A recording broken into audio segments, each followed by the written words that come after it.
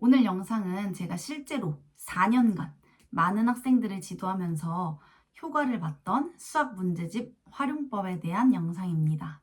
신기하게도 180만 조회수가 나온 서울대 소자쌤 영상에서도 똑같은 방법을 소개하고 있더라고요. 댓글을 보니까 이 방법으로 성적이 올랐다, 1등급까지 갔다 라는 후기도 정말 많았고요. 저 역시 실제 현장에서 학생들에게 적용하면서 분명한 성적 향상을 봤던 아주 효과적인 방법입니다.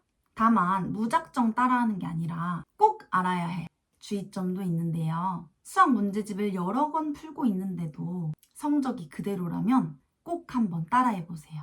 오늘 영상 꼭 끝까지 봐주시면 여러분의 공부 방향이 바뀌는 계기가 될 수 있습니다. 방법은 생각보다 간단합니다. 먼저 문제를 풀고 채점을 합니다. 문제를 풀 때에는 이런 수학 노트에 풀이 과정을 적어가며 풀어봅니다. 맞은 문제는 동그라미를 치고 넘어갑니다. 틀린 문제는 체크를 해볼 건데요. 다만 계산 실수나 단순 실수였다면 어디서 실수했는지만 알고 넘어갑니다. 개념을 모르는 것이 아니라 실수한 것이기 때문에 이 문제는 처음부터 다시 풀 필요는 없어요. 반대로 풀긴 풀었는데 접근 자체를 잘못했던 문제, 혹은 풀긴 풀었는데 어디에선가부터 식이 이상해졌던 문제, 이 문제들은 별표를 칩니다. 그리고 이 문제들을 붙잡고 많은 시간을 쏟아보면서 이 문제를 이해해보는 거예요. 이 도저히 풀리지 않았던 문제들은 다시 한번 보면서 시간을 많이 써서 풀어봅니다. 그래도 풀리지 않으면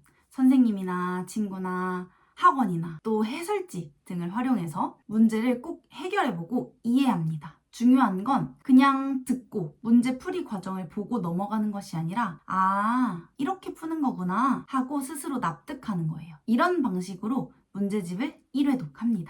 문제집을 한 번 다 풀었다고 공부가 끝나는 게 아니에요. 다시 처음으로 돌아갑니다. 2회 독재에는 별표 쳐 있는 문제만 풀어보는 거예요. 접근법이 틀렸던 문제, 혹은 어디에선가부터 막혔던 문제, 이 문제들만 다시 풀어보는 겁니다. 분명 이전에 한번 이해하고 넘어간 경험이 있기 때문에 많은 문제들이 풀릴 거예요. 두 번째 풀어서 맞았다면 이제는 세모 표시를 합니다. 그런데 두 번째에도 또 막힌다, 또 접근법이 생각나지 않고, 혹은 어디에선가부터 막힌다, 그럼 그 문제는 별표를 하나 더 해둡니다. 이렇게 하면 2회 독차는 한 문제집을 일주일 혹은 2주일 등의 짧은 시간 내에 다 해결할 수 있을 거예요. 그럼 이 문제집에는 어떤 문제들이 남았죠? 바로 별표가 2개 쳐져 있는 문제들입니다. 이 문제들은 우리 아이의 성적을 올려줄 키포인트와 같은 문제입니다. 아주 소중한 문제들이죠.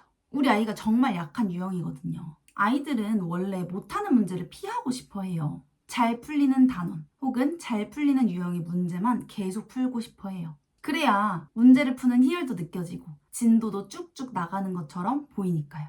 그런데 성적은 오르지 않습니다. 알고 있었던 문제만 계속 반복해서 푼 격이 되기 때문이에요. 성적은 반대로 오릅니다. 어려운 공부를 통해서 성적이 오릅니다. 별표를 치고 또 치고 또 치며 끝까지 붙잡았던 문제들, 어떻게든 이해하려고 애썼던 문제들, 그 문제들이 결국 아이의 약점을 실력으로 바꿔줍니다. 이렇게 한 권의 문제집을 독파했을 때 아이의 진짜 수학 실력은 어마무시하게 오릅니다. 너무나도 쉽고 간단한 방법이지만 모르는 것을 아는 것으로 바꾼다 라는 공부의 본질을 꿰뚫는 공부 방법입니다. 다만 여기서 유의할 점이 하나 있어요. 이 방법은 아무 문제집에 적용한다고 효과가 나는 것은 아닙니다. 너무 쉬운 문제집은 별표가 없어서 아이가 고민해 볼 문제가 없고, 또 너무 어려운 문제집은 별표가 가득해져서 아이가 막막함을 느낍니다.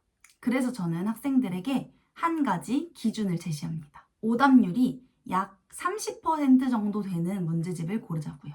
10문제를 풀었을 때 7문제 정도는 스스로 해결할 수 있고 3문제 정도는 고민하게 만드는 그런 문제집, 그 정도 난이도의 문제집이 가장 좋습니다. 그래야 이 단순하지만 효과가 강력한 N회독 시스템이 제대로 작동합니다. 사실 지난 4년 동안 학생들을 지도하면서 느낀 점이 하나 있습니다. 바로 성적이 오른 학생들은 많은 문제집을 찾아다니지 않아요.